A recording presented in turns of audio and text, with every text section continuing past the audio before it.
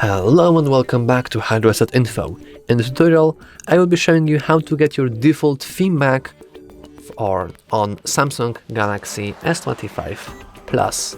Let's begin.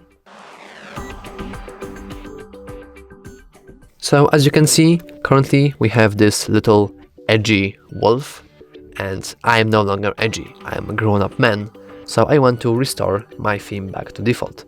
In order to do it, want to go, that's also a spoiler, god damn it.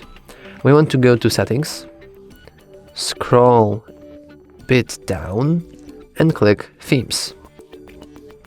Here we want to click menu on the bottom right corner, click my stuff, and here we have all the different themes we have downloaded in the past.